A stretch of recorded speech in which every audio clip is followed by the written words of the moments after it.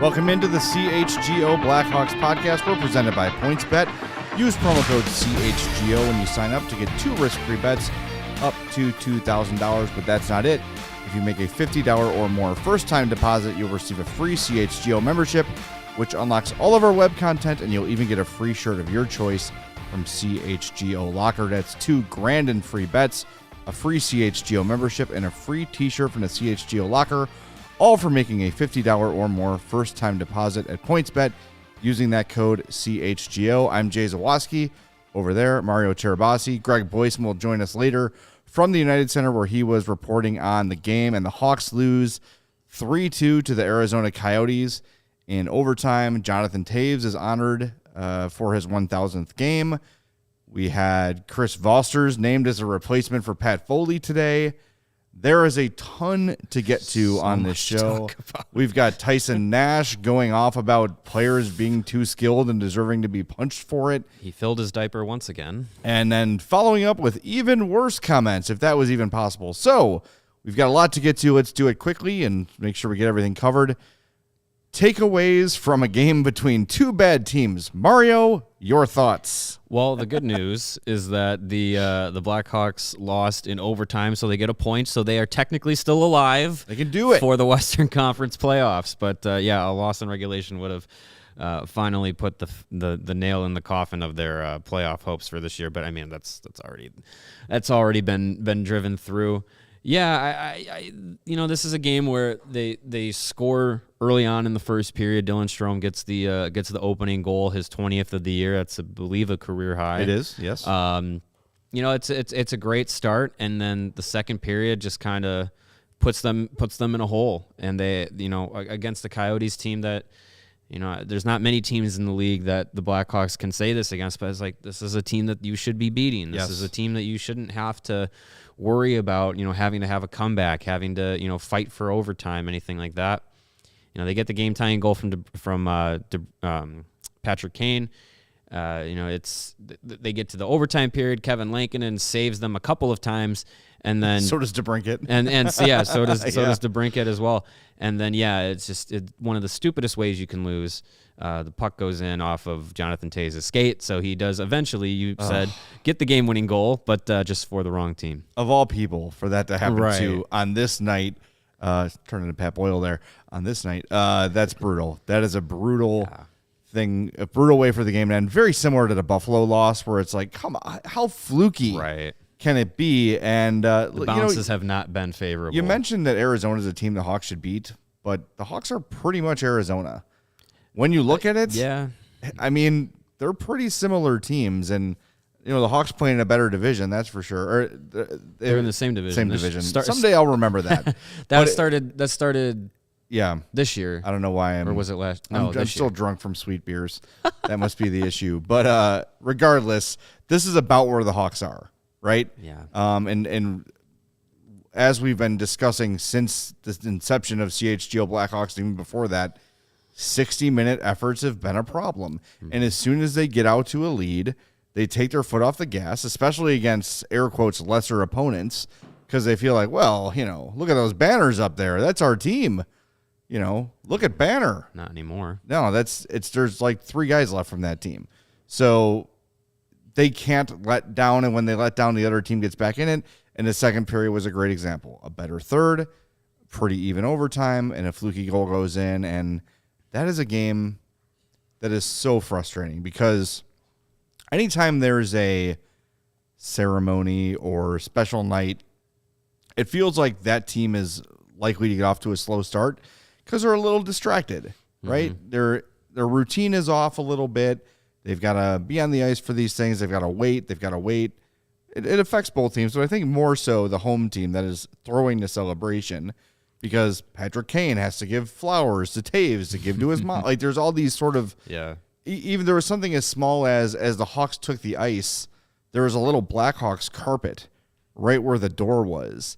And a bunch of guys almost slipped on a carpet, so someone had to move it. There's just all these things that break the routine in the normalcy. And I know that sounds ridiculous, but it is. Hockey players are creatures of habit. Oh, yeah. And so I was encouraged by the strong start. They started off really good. There was so much energy in the building after the ceremony and this, we'll talk about the, everything that happened, but, with all the fanfare of celebrating Toews' 1,000th game and the former players coming out, like there was such an energy in that building that, you could see, that they fed off it and they got out to the hot start, and you would have hoped that would have carried through the rest of the game, but really it really only mattered in the first 20 minutes. I'd love to know why they think, or maybe why Derek King thinks, that 60-minute efforts have been a problem. Because you can just say, like, well, they're just not as talented. But they're as talented as Phoenix. They're as talented as Buffalo, maybe. They're comparable. Effort isn't talent, though. Right. I think that's what we're kind of seeing, the difference in some of the players down this stretch of the season. You look at a Sam Lafferty, he's not the most talented guy, but he's going to give you his 100% effort every time, every game, every shift. I think there's a little bit of a difference between players who are maybe trying to get through the end of this season healthy and just kind of resting on their talent rather than going out and giving it all to kind of win some of these games that, we say they don't matter, but they do to these guys. Right. At least you would hope, to the whole team that they still matter. So yeah, I think that's something that kind of comes down to the individual players. Are you really going to give it your all, or are you going to take a night off on a Sunday against the Coyotes? Like, I'm not saying that they did, but it could creep into their mind.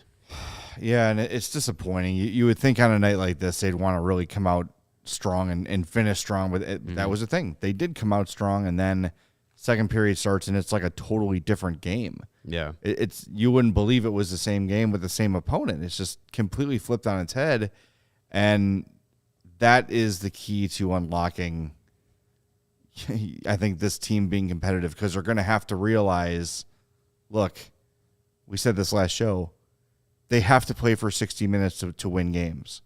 And until they figure that out, until they figure out that they're a grind away team instead of an outscore you team, they're going to keep having results like this. And part of it's coaching, part of it's leadership. It's all these things. But I think you look at the Blackhawks leadership, and I don't think it's an intentional thing by any means, but the leadership is skilled, right? DeBrincat, Kane, Toews.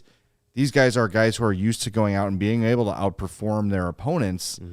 The rest of the team is not like that. So they've just got to start grinding away these wins, play 60 minutes, finish checks, get the puck in deep, cycle the puck, get traffic in front, and score. That's how they scored the tying goal. Traffic in front, Patrick Kane got a shot in from the point. That's it. That's what it takes. Dylan Strom's goal in the first was beautiful after a really nice shift from the Hawks to start the game.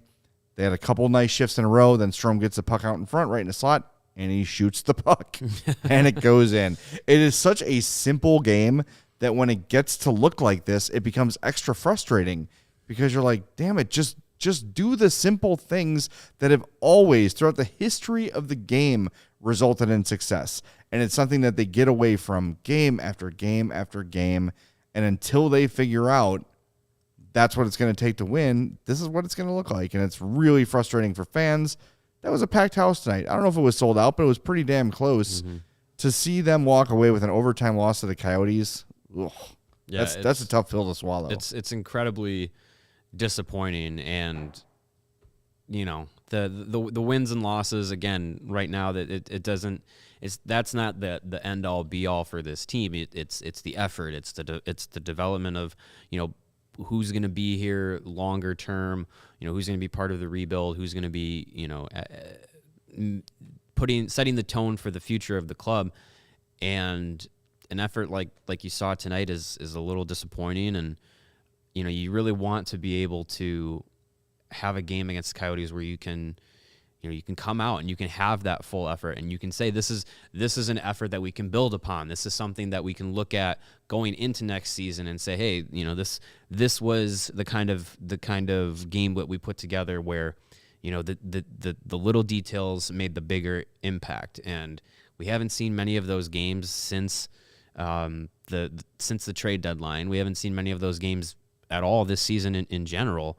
So, you see these small flashes of where, the Blackhawks are kind of getting this new identity put together, with a guy like Sam Lafferty, a guy like Taylor Radish, Boris Tkachuk, these guys that were brought in that are starting to play a little bit of a different style than maybe we're used to seeing in the last few iterations of this Blackhawks team.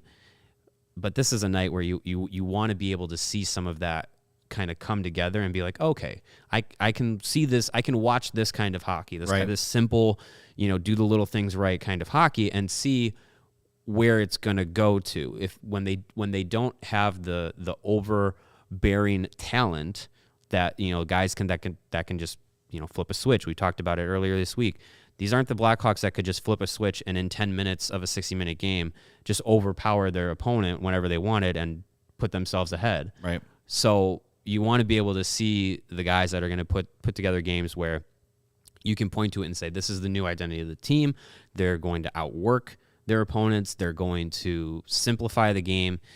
You want to be able to see it against an opponent like Arizona, and the outcome tonight is just it's just disappointing, and it just sucks. It's like we said, like the game against the fluky goal against Buffalo, and then the goal tonight off of Toews' skate. It's just like you just shake your head. Yeah, kind of though good result for the rebuild.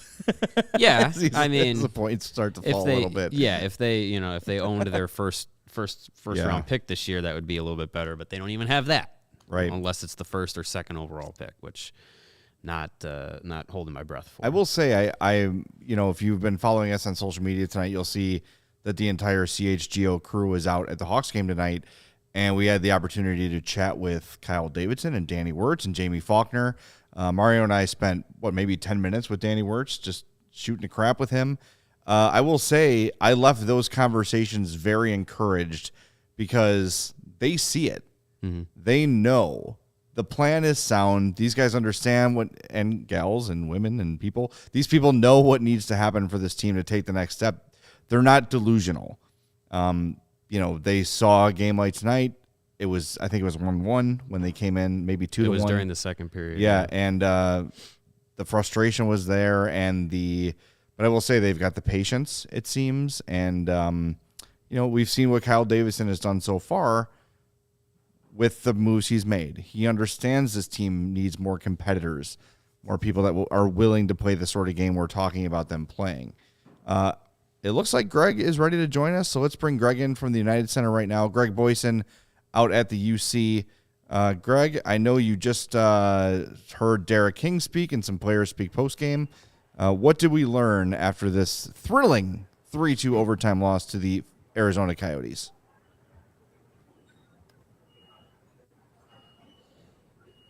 Hey, Greg, can you hear us? Yep. There he is. Greg, I don't know if you got me, if you heard my question. I just wanted to hear what Derek King had to say after the game. I'm sure Jonathan Toews, we saw some quotes sneaking in from him as well.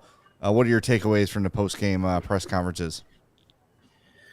Well, King said that he feels like every day has been Groundhog Day lately. It's kind of the same story where first period, third period, Blackhawks were the better team. And then he said for whatever reason, the team fell asleep, stopped thinking during that second period, and cost them the game. A bad bounce in overtime, as we saw. Lankinen made 4 or 5 just ridiculous saves, and then, goes off of Toews to end the game, and not much you could do about that. But yeah, King, it was a somber mood. Jonathan Toews spoke to us, even when he was talking about like his old teammates coming back. He was kind of hard to be excited about that after the way that game ended. Yeah, absolutely. And we should mention we've not yet. There was sort of a phantom high sticking call on Patrick Kane in overtime, and a couple people asked, why can't they review it? The NHL, in their infinite wisdom, has determined that only double major high sticks can be reviewed. So unless the person bleeds, there's no need for review. It would have been nice to see that reviewed because Patrick Kane did not high stick. And anyway, it's in the past. The Hawks lose the game in overtime. Yeah, I couldn't really see it from the press box.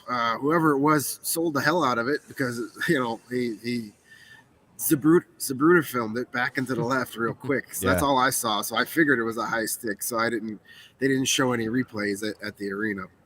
Yeah, it was very clearly. Patrick Kane lifting Shane Gossespierre's stick into his own face. Right. And they called it a high sticking on Patrick Kane.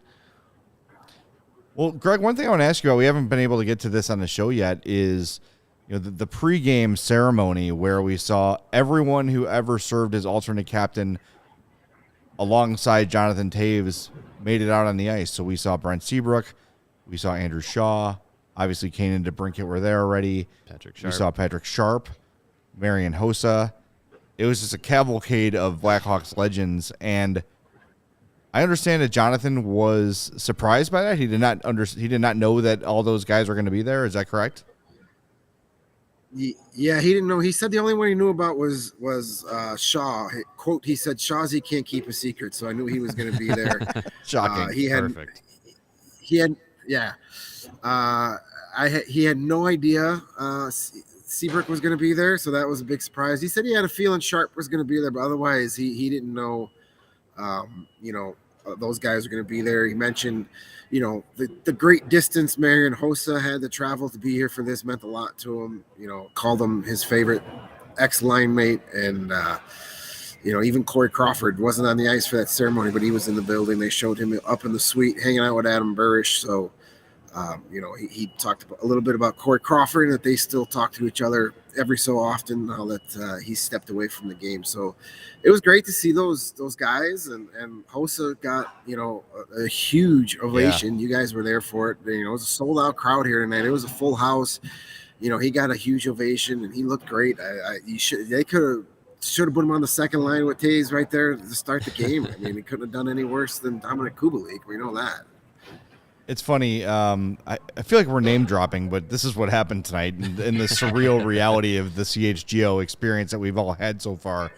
Is I was talking to Jamie Faulkner in the hallway of the suite and said, I couldn't believe the crowd pop that Hossa got. And she said, just being around Marian Hossa is a special thing. He's such a smart guy. He has this presence about him. And anytime he's around, people just flock to him and love him. And I was surprised to see Hossa, because the last we saw was the video of him in tropical wherever he was. And then you mentioned it, Greg. They show Hossa come out, and the crowd freaks out. People the pop was as loud as it was for Jonathan Toews. Honest to God, people were so excited to see Hossa. And I can't wait to get to this topic this summer, because I know it's going to be something we get to at some point, which numbers should be retired. That's the classic off-season show. But, man, the fan reaction to Hossa, and just hearing the Blackhawks brass wax poetic about him. She wasn't even here for when he played. It's right. Unbelievable to see the reaction Hossa got. And, man, the impact that dude made in his time here on the fans and everybody in the organization is incredible. Yeah, I mean, he's the kind of player in the entire modern history of Chicago sports that we were talking about. He's just someone that can just show up and immediately everyone just has a story of falling in love with him as a player. And he's the kind of guy that just came into the city and absolutely took over and endeared himself. And besides Toews and Kane, it seems like everyone's favorite players of the modern dynasty, Marian Hossa is always one of them for someone. Greatest free agent signing in Chicago sports history. Absolutely. I don't know how you could argue that. Yeah. Greg, so who, we were talking about, the result tonight and how a game like this against, the Arizona Coyotes, this is something that you would hope that the Blackhawks could, use this as an opportunity to kind of set a little bit of an identity with the team. Did Derek King after the game speak in that kind of tone or anything? I know that he was pretty critical of the team following the loss to the Sabres, where they blew the 4-0 lead. Was the mood kind of the same, where it's this shouldn't be a team that they should have this kind of performance against? A little bit. When talking about that second period, he said he was fine with the first period. He was a little worried about, traditionally when you have these pregame ceremonies, teams kind of come out flat. That wasn't the case. They scored right off the bat. They got the energy in the building. And then he said, for whatever reason, but whether it's all the travel the team's had lately or just for whatever reason, they stopped thinking in that second period. But then he said that, as much as that bothered me or bothered him, he was just as equally pleased at how they responded and played in the third period. He said they deserved better than what they got. Lankinen deserved better than what he got. But, again, when you don't play a full 60 minutes, anybody can beat you. And just look at the roster that the Arizona Coyotes put out there tonight. They're missing guys with injuries, and they're not exactly a stacked team to begin with. And then you lose, they don't have their leading scorer in Clayton Keller, who had that nasty injury the other night. This is a team you got to beat on home ice. You can't, regardless of what you want to call your franchise rebuilding, these are the games you got to win. Home ice, sold out arena, the place, the energy, you guys were there. The energy, it felt like, the old days again. The anthem was loud. There was, when Strome scored that goal in the opening minute or so of the first period, man, this building was shaking. It was loud, and then it was just kind of, ugh. And so, you can't do that. And this team, this team keeps doing this. I mean, we've seen this time and time again this season, that they don't play 3 consecutive periods. And, it just goes to prove, even against a team in Arizona, the only team in the division with fewer points than them, you still can lose on home ice when you don't give it a full 60 minutes. And remember, the Coyotes are coming off a humiliating loss to the Ducks. Mm-hmm. They just got their doors blown off 2 days ago. And there was also, we're going to get to the Tyson Nash stuff, there's also the fallout of the embarrassing comments from their announcer. It's just, all the things were there for the Hawks to win this game. And once again, they take their foot off the gas for 20 minutes and they end up with a loss. Maybe they deserve better. I don't know. Did they? I don't know. I don't know if I can say they deserve better when they cannot play a complete game. And I guess you'd say the same thing about Arizona, right? They only played 40 minutes too. But I'm sorry, Greg, what'd you say? Is it Kevin Lankinen deserved better? I don't know. Yeah, no doubt. Absolutely. Lankinen deserved better for what he got. It's disheartening. And Lankinen met with the media after too, and he's trying to remain upbeat, and he was happy that they got the overtime. But man, after that sequence where he made those 3 or 4 saves right before the penalty. Yeah, maybe the best sequence, not maybe, the best sequence he's had this season. Yeah. And then a few seconds later, a bad bounce and it's in the back of your net. And I mean, that's hockey. It's a silly sport that we love watching, but yeah, Lankinen definitely deserved better. If there was ever a game where, he needs a bone thrown to him, it's after that kind of sequence in overtime, keeping the game alive, and then just to get that kind of fluky goal against him, and suffers another fluky goal to lose a game against him. I mean, that's I can't imagine for even for a guy like Kevin Lankinen, who is so upbeat most of the time and likable and just a nice guy. I can't imagine the kind of season he's gone through and the kind of struggles he's trying to play through down the stretch of the year. Greg, any nuggets or tidbits we should know before we get to our fourth start of the game? Really the only standard thing that come out of that press conference is Derek King talked about switching up that Jonathan Toews line during the game, putting Sam Lafferty and Kirby Dach back on his wing. He had said Toews had been playing really good, but the guys that he started on the line tonight with were kind of just, and that was Kubalik and Radish, and he said they were kind of just along for the ride. So he decided to put somebody up there that deserved to play with Toews, and that was Lafferty and Dach. So, there's a vote of confidence for Kirby Dach, giving him an expanded role, giving him a promotion, so to speak, during the game. And we're having a center ice marriage proposal going on right now. Hey, if you hear the cheering Mazel. behind me, but They look happy from way up here. But anywho, yeah. It sounds like they said yes. The biggest cheer of the night. I would after hope Hossa, so. of course. Yeah.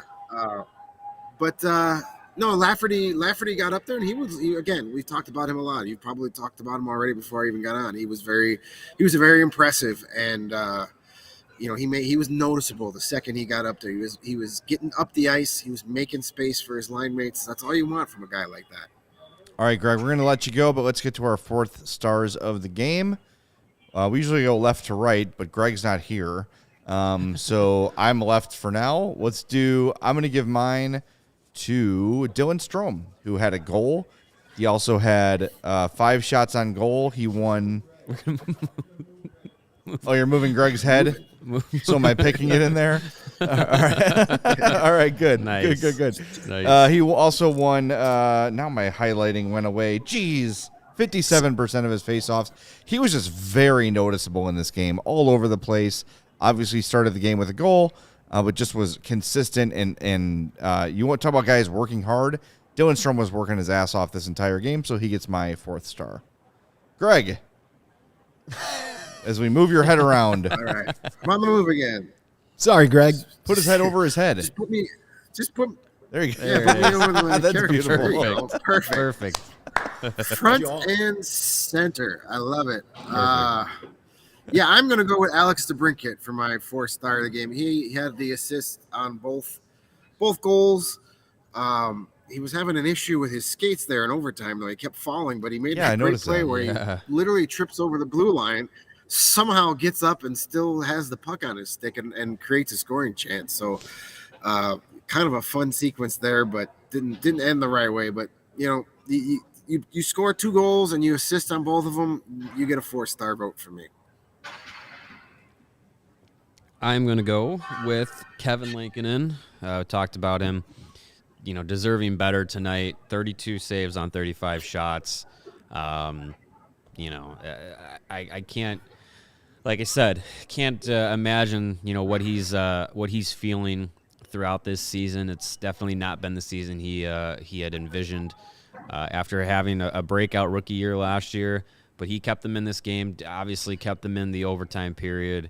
I don't think we're really talking about probably not talking about even an overtime game without him and the effort he put in throughout the night. So I'll go with Kevin Lankinen. All right. You know what? Mario, you convinced me. I'm going to go with Lankinen too. Hey. His best game of the year, I think. Yeah. Yeah, works for me. The kid was great. He did everything to give him a chance to win. They just couldn't bring it home for him. So I agree. Yeah. All right. So Kevin Lankinen, I believe that's his first CHGO Blackhawks 4th star victory of the year. So congratulations to Kevin. We'll get you a shirt in the mail.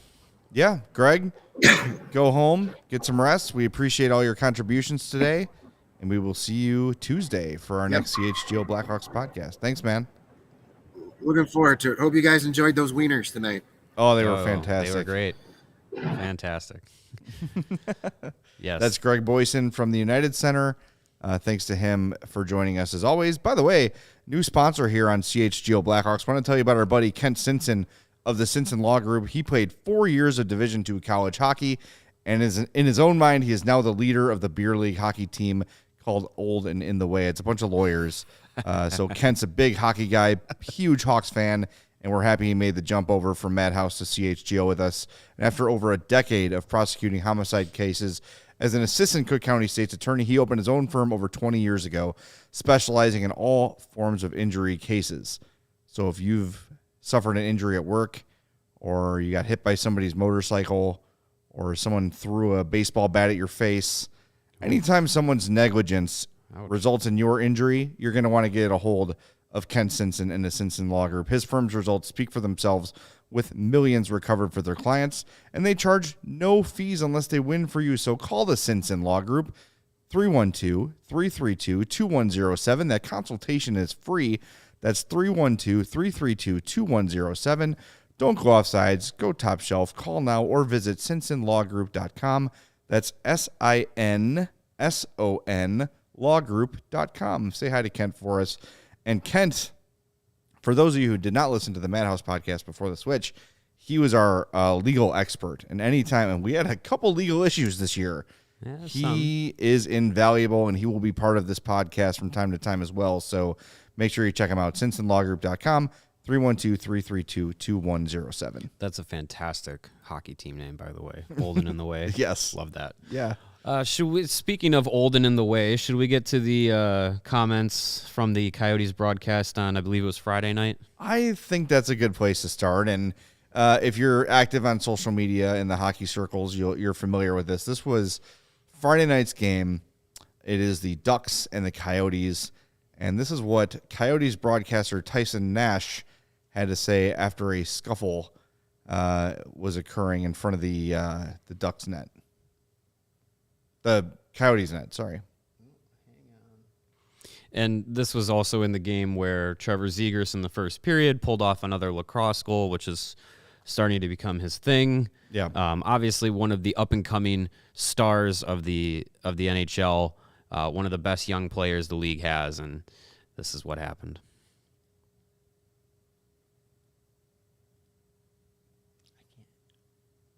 For some reason, I can't hear it over there, guys. Having some audio issues, apparently. Give me just a moment, and we will. Well, so the gist of what Nash is saying and is that, you know, these skilled players, they want to come in and skill it up, is what he says. That's the quote, skill it up. You should be expected to be punched in the face for that because you're up, you know, his whole point is that they are up 5-0 in a game. You don't embarrass your opponent. You have respect for the game, which I say, if you have respect for the game, shouldn't you not be beating someone in the face just because they're better than you at hockey? Like, I understand fighting is part of the game, and we this is an entire discussion that we could have for hours upon hours about fighting and whatnot. But it's a 5-0 game. If you don't want to feel like Trevor Zegras has embarrassed you, maybe learn how to defend a player behind the net. A player whose MO is to try and do the lacrosse goal. Like, am I missing something here? Is that so hard to understand? Like, these are professional hockey players. Yeah. And, you know, I can understand if at the youth level you don't want to teach, you know, youth players to kind of, you know, embarrass another opponent by running up the score. I understand instilling that kind of mentality at the youth level, but we're at the professional level here. These guys have been doing this for many, many, many, many, many years, and they're now doing it for many, many, many, many dollars. Like, they're professionals. And if you don't want to feel embarrassed, you have to be able to play better. And I don't think there's any excuse to be saying, well, this guy's really skilled and I can't match that skill, so the best thing I can do is just put my fist in his mouth. Yeah. That shouldn't be the answer to it. This is my thing with not just hockey, but every sport. If you don't like it, stop it. If you don't want a bat flip, if you don't want a touchdown celebration, if you don't want a QB sack dance, don't throw a meatball. Stop the player. You know what I mean? Yeah. Stop the touchdown. Don't let your quarterback get sacked, et cetera, et cetera. The point of hockey is to score goals. And because you're up doesn't mean you should stop trying to do that. I don't care. If Trevor Zegras embarrasses you, you should be pissed at the team who allowed that to happen. Don't be pissed at the player for doing it. Trevor Zegras is here to make money. That is his job. This is his career. This is his job. And if he hits, who knows? Maybe he's got some performance bonuses in his contract, and you're up against the supposedly lowly Coyotes. Run it up. Right. Get 3, get 4, get 5 goals. Whatever you need to do, man. It's not playtime. This is not youth hockey. There's no slaughter rule. There's nothing like that. These are professionals. And if you can't stop it, that's on you and no one else. And no one deserves to be punched in the face for doing the exact point of the sport you're playing. That is absolutely ridiculous.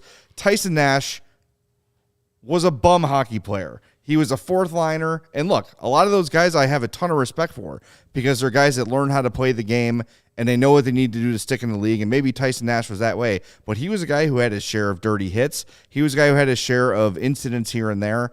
For him to say that is Bush League. And then he had a chance to clarify it today on the PHNX Coyotes show, our sister station in Phoenix. He was on with Craig Morgan.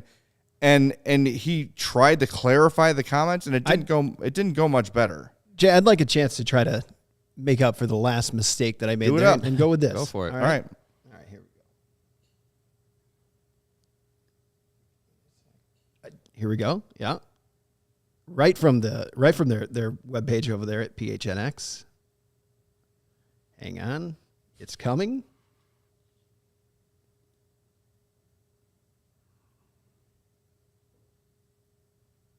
All right. And there we go, guys. So that's 0 for 2. Jay, Mario, my apologies No tonight. problem. That's right. This is producer Clark. I'm going to own up to it. Don't right there. dude. No Not a worries. problem. Technical things happen all the time. The internet is janky, but go listen to the PHNX Coyotes podcast. It's really good. Craig Morgan is a dude who's been covering the Coyotes forever and is plugged into that team as good as well as anyone in any sport. Basically, what Tyson Nash did was say, my quote was taken out of context, then said the exact same thing again. He doubles down on his take that, he says, "Oh, I'm all for skill," and I shouldn't have used the term "skill it up." I should have said "hot dogging." Same thing. And he says, what people didn't see on the broadcast was the celebrations by the Ducks and the smiling and the smirking, and it's like, dude. Like, they're out there trying to play hockey. They're playing a game. Yep. They're scoring goals. They're having fun playing a game. Weird. And this whole point that he makes is like, oh, they're a team that lost 11 games in a row and they shouldn't be Dude, if you lost 11 games in a row and then finally you're scoring goals, like you get a 5-0 lead, you're going to be happy. You're going to be, enjoying it because obviously in the last 11 games you haven't had an opportunity to enjoy a lot. So it's really incredible to me how these big hockey dudes can get so offended by other players having fun at their expense. Like, that's like sport is, you're going to have a winner and a loser.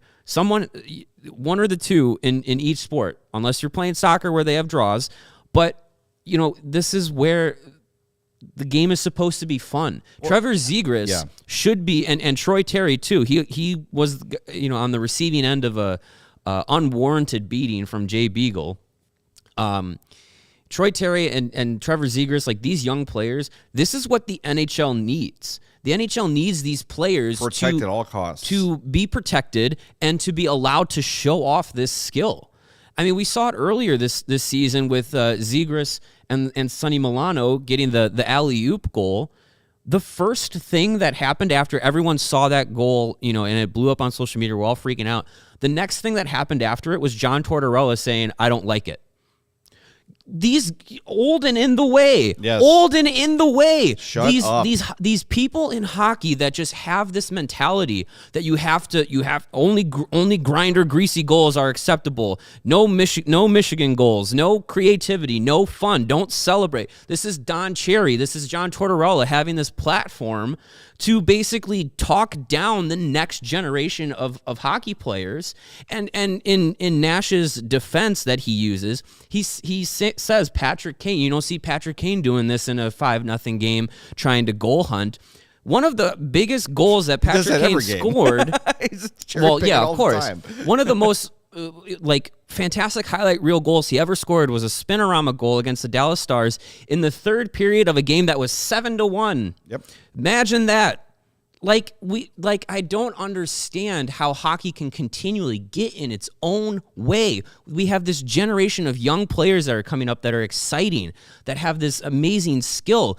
I really feel like there's a generation of people in the sports media and broadcasting, some that still played, some former players. There's just this generation that feels threatened that the game of hockey is not going to be what it used to be. Good. Yes, that's good. Scott Stevens was a player that most of his highlights are hits that make you in the day. You're like, oh, what a bone crushing hit. I don't know how many concussions he probably laid out in his career, but at the time he played, that's what was celebrated. What is to say that we can't evolve to a place where we're no longer celebrating the dudes who give out concussions and beat people in the face, and we can celebrate the best part of hockey, which is the skill. Guys like Patrick Kane, Trevor Zegras, just this young generation that's going to come in and take over the game. Well, why are we talking down to this next generation that's going to elevate the game to where, you can make hockey more marketable to people, like the point Greg was making a couple nights ago. Hockey is marketed to a majority of people who already like hockey. You have to go outside of that fan base to bring people in. And it's guys like McDavid and Zegras and Austin Matthews and these types of players that can bring those people on the edge or from outside of the sport, bring them in and say, look at this crazy stuff that these guys can do. It's nuts. You can't, in today's day and age, you cannot sell hockey by throwing out by promoting the hits and the fights. You can't.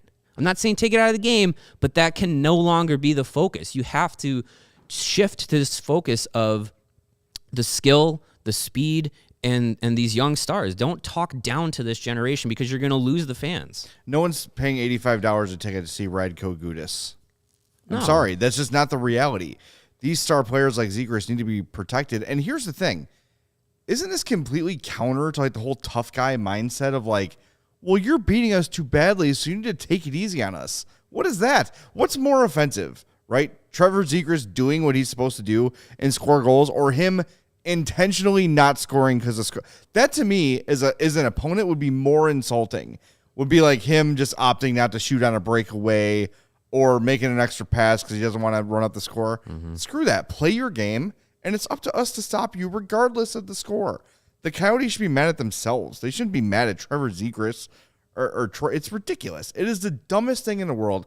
And for a tough guy like Tyson Nash to come out and say that, oh, you're going to hot dog it up or you're going to skill it up, and when you do that, deserve to be punched in the face, that is ridiculous. And the fact that so many of these types have voices in the game, Milbury and Tortorella and Nash, and you go around and around and around, and you look at the broadcast teams of other teams.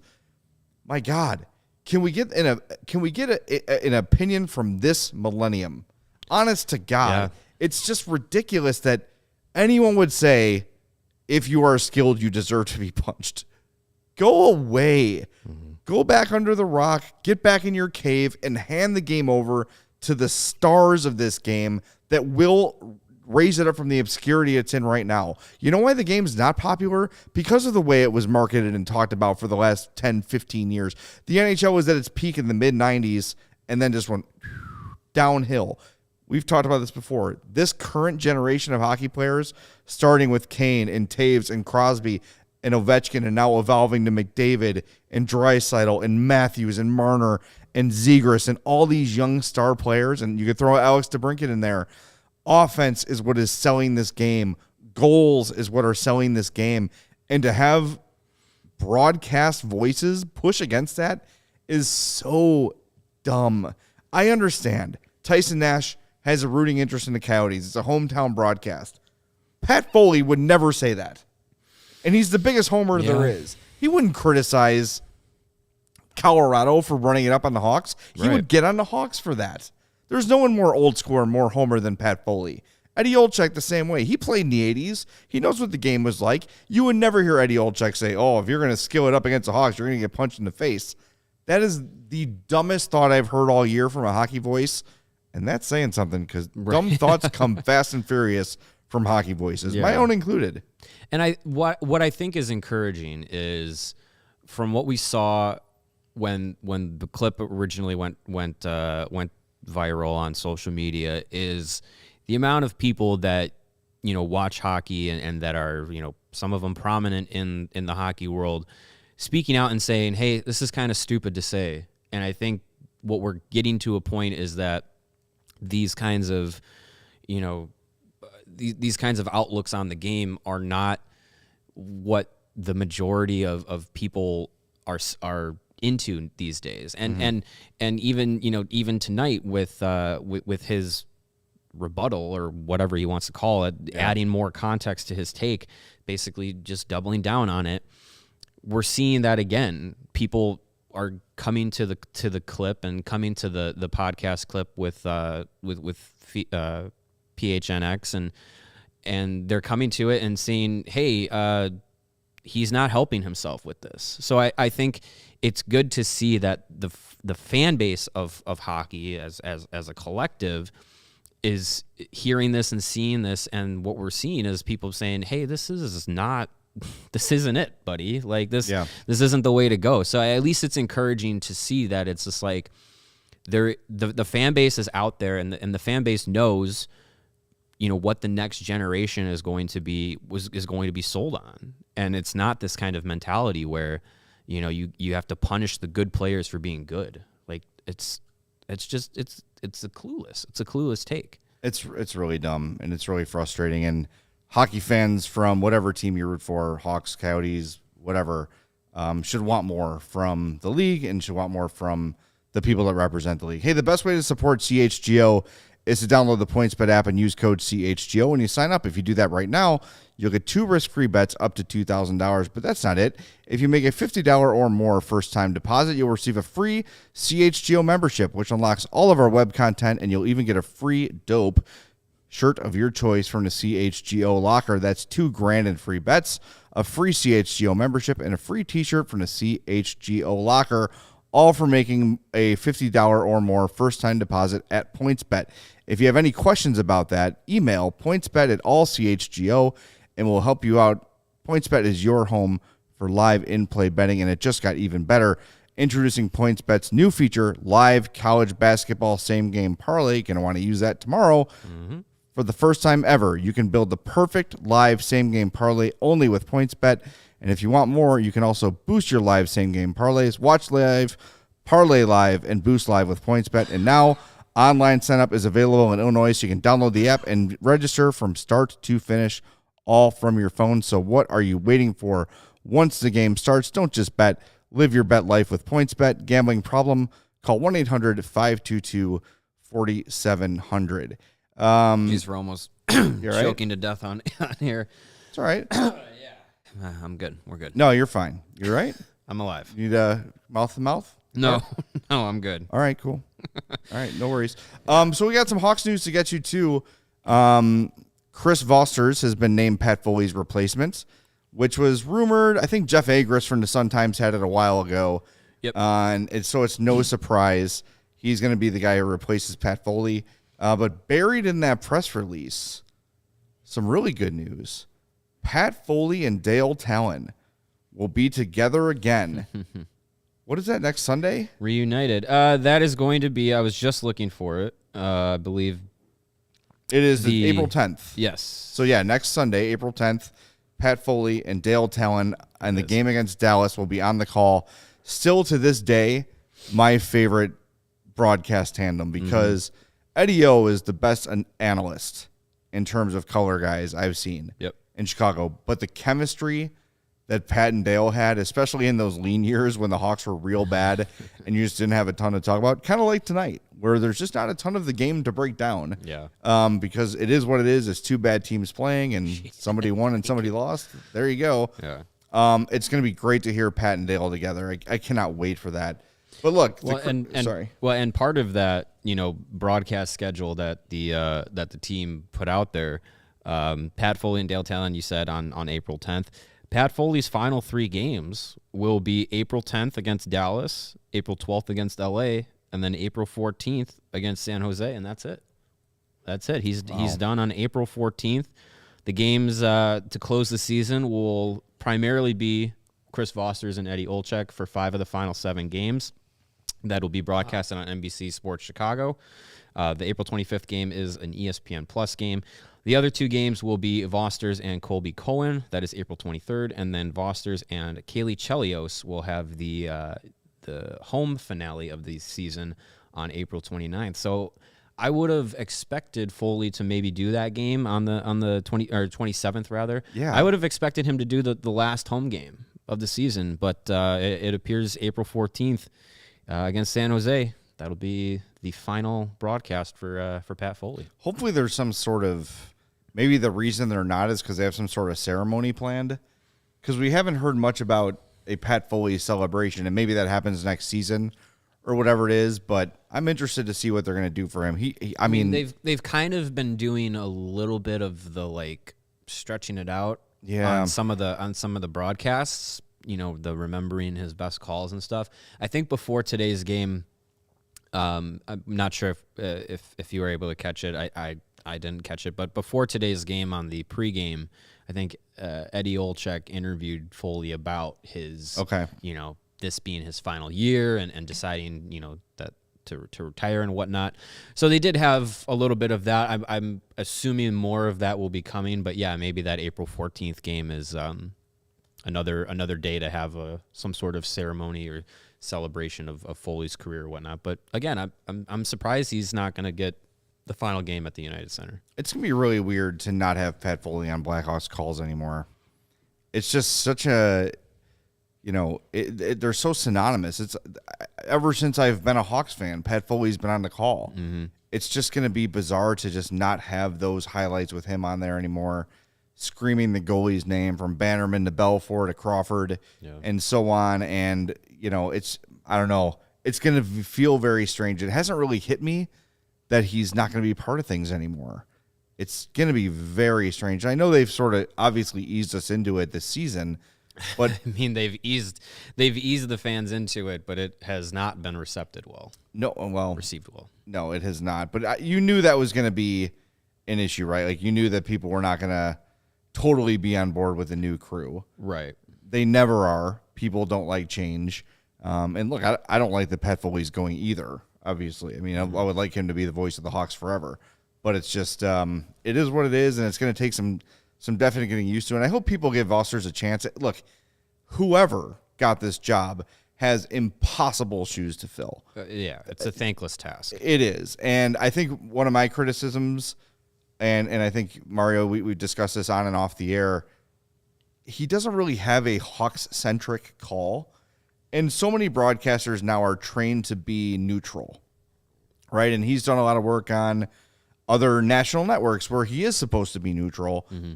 It's going to be interesting to see a guy this young sort of adjust into a more, I don't want to say homerish role, because I think those days are kind of gone, like the Hawk Harrelson types, the Pat Foley types, the Harry Carey types. That's from a generation past. But you do want to have, we noticed the other night, like, I think Lincoln had made a huge save, and it was kind of Delia, right, It was a Delia game. That's right. Delia made a huge save, and it was kind of a underreaction on the save. Mm-hmm. He's got to learn to put more emphasis on the home calls and less emphasis on the road calls, and he will. I'm confident he will. It's a big adjustment. It's not easy to do. So I have faith in him. He's a very good broadcaster, knows how to call the game. Mm-hmm. I just hope people give him a chance because, like I said, they're impossible shoes to fill, so don't expect him to. He's not going to be able to. And he would tell you that too. He's like, there's no way I can replace Pat Foley, but just be open-minded and give him a chance. I think that's fair. Yeah, I think what we saw in the two most recent games that he did is that he definitely can call the game well. But yeah, I think it's getting that kind of connection to the Blackhawks and getting that to come out in the broadcast is what's going to be important. There's a way to be a homer without being the like you mentioned, like a Hawk Harrelson or a Harry Carey or those kinds of homers where it becomes if you're the opposing team watching the home broadcast, where it's like nauseating, like watching a Bruins game, like it's nauseating, good Lord, the homerness. But there needs to be a little bit more of the like being able to tell the difference between, am I watching the national broadcast or am I watching the Hawks broadcast? Like I think that's something that can develop over time for him, and I'm pretty sure it will. I mean he's a talent. He's talented at calling the game. I think he's going to do well, and I hope the fans can give him some deserved leeway with having to replace Foley. No real update on Eddie Olczyk's role going into next season because his contract with NBC Chicago, as far as I understand, is expiring at the end of this year. I think what we know is that I think he's in the works to come back again, but we know that he's also still doing the NHL on TNT broadcasts. he's been, they've had different play-by-play people come in. Colby Cohen, Kaylee Chelios have done some games. So I wonder if Olczyk will be, if there will be kind of a rotation with him in the next few years, or if he's, just going to come back and keep doing what he's been doing. So it'd be interesting to see what they do. I think it probably would benefit Vosters to have a guy like Olczyk along with him, of course, not only to help him professionally and with the calls of the game, but to also have, still have a familiar voice for the broadcast, for the fan experience of watching the games that way. So we'll see what happens with that. One more thing about Foley, and you mentioned kind of the homerism. I think Foley was the perfect homer because he was never easy on the Hawks. And he would never... He called them out. He called them out, and he would never really lie in their favor, right? Like, if there's a bad call one way or another, he's going to say so. It's just that the emphasis on the calls in favor of the Hawks were always more intense and more favorable. That's what I mean. I don't want to hear a guy trying to sell that the Hawks are playing great when they look like ass for 60 minutes. Right. That's not the sort of homer we're talking about. We're talking about someone who's going to make a favorable home call at favorable home minutes, but call it like he sees it and let people know what's happening on the ice. And Foley had those sort of, he's the made man. He had carte blanche to say what he wanted, which is what the fans want from their announcers, right? They don't want sugarcoating. They want to know what's happening. They want to know the truth. They want to hear what the announcers think for real, not what the team wants them to say. Yeah. And that's what made Foley so great, was he had the perfect balance of homer and critical, and you knew what he was saying was how he really felt. And sometimes he would sort of speak between the lines. But if you learned how to listen to Pat Foley, which we all did because he's been here forever, you knew what he was saying. Yeah. If there were things he couldn't flat out say, you could tell in the tone, like, will there be a retrieval? That's the thing he says a lot when the Hawks dump the puck in. Will there be a retrieval? Nope, not this time. That's him frustrated with the Hawks not skating hard enough or winning board battles. He had his way to be critical. And look, sometimes he would just flat out say it. Yeah. The Hawks are bad, or Alexander Karpatsev sucks, or whatever it would be. Glad he's gone. And that's why Hawks fans love Pat Foley. Mm-hmm. Absolutely. And yeah, I mean, the chemistry that was built up between him and Eddie Olczyk was probably some of the best on any broadcast across the league. And that's something that takes time to develop. And then it's something that obviously connected with Hawks fans over the years, and they're one of the few teams, few broadcast teams that could probably go off on a 5-minute tangent about someone that they know from Northbrook or something like that, and just everyone is just fine with it. They're like, oh, okay, they're just talking about their friends. Like, that's cool. We're just gonna watch the game, and they'll have their chat and make their inside jokes, and it's fine. Like, I think that's part of what made them as a tandem and what made Pat Foley great, was to be able to not only, connect with fans through doing the game, but also to connect with, fans through telling stories, through giving random shout outs to people who are, watching a game at a bar, or, someone's going through a health situation, want to keep them in their thoughts and stuff like that. So it's this, that kind of connection with the fan base that Foley had over the years to make it more personal rather than just being the broadcast guy. It's something special, and it's something that you don't really see replicated with many broadcasters. You're going to tell us about Strava Coffee in a minute. I will. But I not to get morbid, but you mentioned it when my sister passed away a few years ago. One of, I don't know if I can call it a fond memory, but one of my memories was Pat Foley on the broadcast sending condolences to the family, and the screenshot of the lights up in the rafters, and our thoughts are with the Zawaski family. Like, that guy is the reason I got into broadcasting, because I wanted to be Pat Foley, which I never will be. But to hear that voice say something that meaningful, that is something I'll never forget. And it's just, I hadn't even thought about that in a long time. But when you said it, like sending out personal wishes to people who are struggling, and look, you heard his sincerity when he would talk about Eddie Olczyk's struggles and what Troy Murray's going through right now, and everything like that. There's a sincerity there. And, when you're part of an organization for so long, it becomes like family. And that's what Foley has. And hopefully Chris Foster feels that same sort of family feel after a few years in the role. And hopefully fans will embrace him with open arms and just give him a chance. You know, it's not saying that you have to say he's great just because he has the job, but I think there's a certain portion of fans that just will not welcome because he's someone new and he's someone young and he's unfamiliar, and screw that guy, right? Just have an open mind and be critical where it's deserved, but be fair. I think that's all Chris Foster's, if he was here, would ask for. Yeah, absolutely. And I'm pretty sure, you know, that the team is obviously behind him, the broadcast team, and the Blackhawks are, you know, gonna give him their support. And yeah, I think, like you said, I think the best that we can do as you know, people who consume the broadcast, is to be fair. And if truly Chris Foster is terrible at it, then, you know, we'll know. But if people are just going to be hard on him just to be hard on him because he's not Pat Foley, it's not fair. And like I said, I think he's going to be just fine. It'll just take some time. So we'll see. We'll see how he does. But yeah, it's official that he will be the new TV play-by-play voice of the Chicago Blackhawks. Hey, do you want to start your day with a competitive edge? Yes. Then look to Strava CBD Coffee. It is a game changer, and it has helped thousands of people to improve their overall wellness and quality of life. Strava delivers delicious, fresh roasted specialty coffee infused with organic, broad-spectrum CBD. CBD from hemp doesn't make you high or hungry, but it does offer real benefits that can help you feel alert and focused without the jitters, live your day more balanced with less anxiety and fewer aches and pains. Plus, including CBD into your daily routine can even help you enjoy more restful sleep so you wake up feeling your best. The best part, Strava is all about quality. Everything is small batch, fresh, and shipped straight to your door. And CHGO listeners can save 25% off their entire purchase when you use the code CHGO25. That's 25% off your entire order at StravaCraftCoffee.com when you use the code CHGO25 at checkout. Already love Strava Coffee? Subscribe and save with the Strava Coffee Club.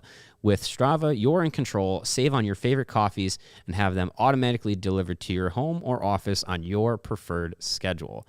I do have some coffee here getting me through the late night here, but it is not Strava. I would say that I do need to upgrade. Greg has said that he's used the Strava coffee with the CBD infused in it and is really enjoying it.